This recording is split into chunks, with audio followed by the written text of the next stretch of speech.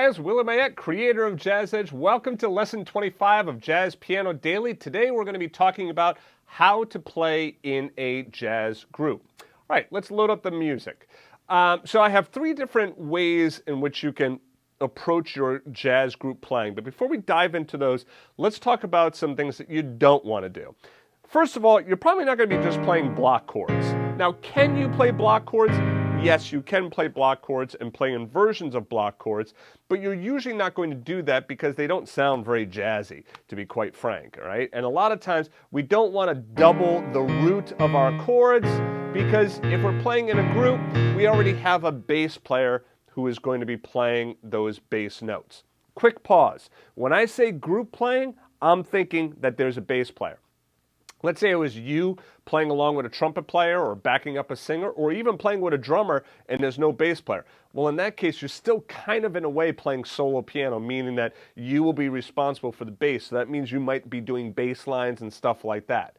So when I say group playing, I mean you're playing along with a bass player playing and hitting those roots for you. All right, so the first thing, block chords, we're usually not going to do those block chords. Every now and again we might, but usually not, all right?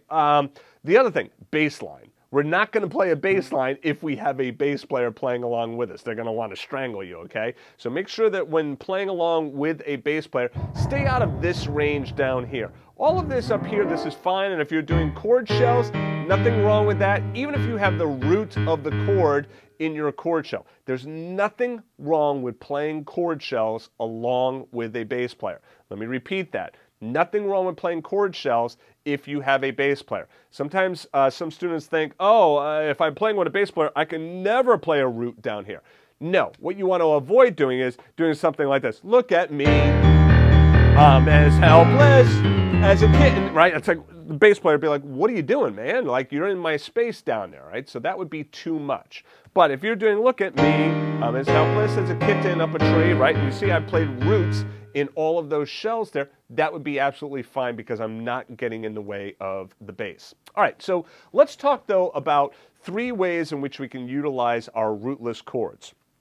The first way, right here, we can use our shells and we can use the rootless chords. We've already done this. We did this in the last lesson, okay?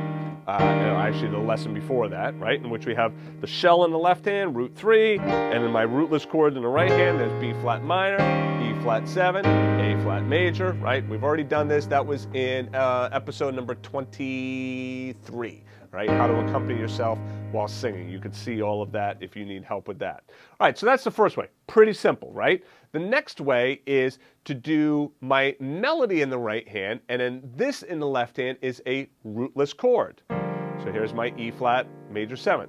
And then I wrote this out, by the way. This would typically be an incomplete measure, and there would be a pickup, and this would be beat 1. I just wrote it out like this just to make it simple. So, okay. So simply, rootless chord in the left hand, melody in the right hand. The other thing that you could do is you could do a double rootless. This is where you take the rootless chord you play in your left hand, and you also do it in the right hand. Or you can also do the other form of it, right? Remember there's two forms of those rootless chords? So you can do that form, the A form, or the B form, and you can mix them together. So you see how this is one form here with the 7th on the bass there, or the bottom there, and then this is another form with the 3rd as the bottom there. Okay, so the double rootless is actually quite nice and works out quite well. All right, let's talk about, let's show some different stuff here. Okay, this is really my rootless chords in the left hand, all right, along with rootless in the right hand. All right, so I'll change that title. But here's E flat major 7th, B flat minor. See what I did? I didn't just do the same voicing, which I could if I wanted to. All right, I can go through all of these and play exactly the same voicing, right? So that's one thing that I could do. Whatever rootless voicing I'm going to play in the left hand, I could play exactly the same notes in the right hand. Just know that they're going to get close. See how close that is? But take a listen to what that sounds like along with the bands. All right, here we go. Double rootless, same voicing.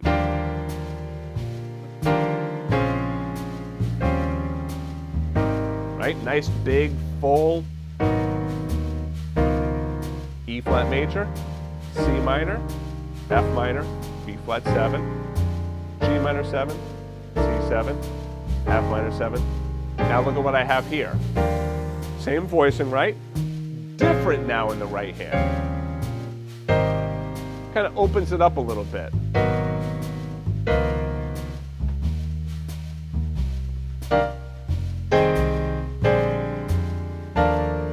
Whoops. Went to the second ending. All right, so let me make this a little bit smaller so we can see all of it. Let's go through the whole thing again.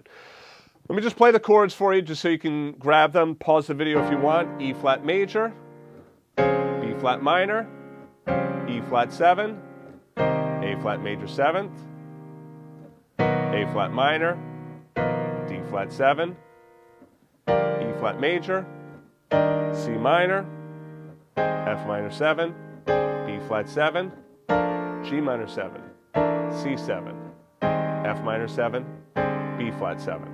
Now this is by no means not the only way in which you could play these voicings in the right hand, but this is a great start. All right, if you've never done this before, I would most certainly suggest that you practice this. Get the rootless voicing. You could do the same voicing like I said before.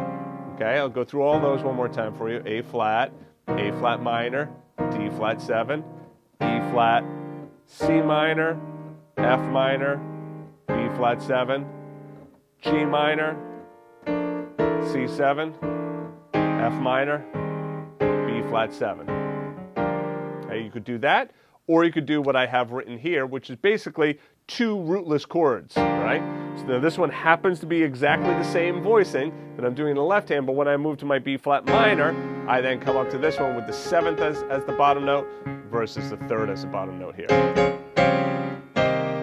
This is a great way of really getting those rootless chord voicings locked in your hands, right? So I would suggest practicing this. Now, if you want to grab the sheet music for all of this stuff, be sure to go back to jazzpianodaily.com or take a look at the card that just popped up in YouTube, right?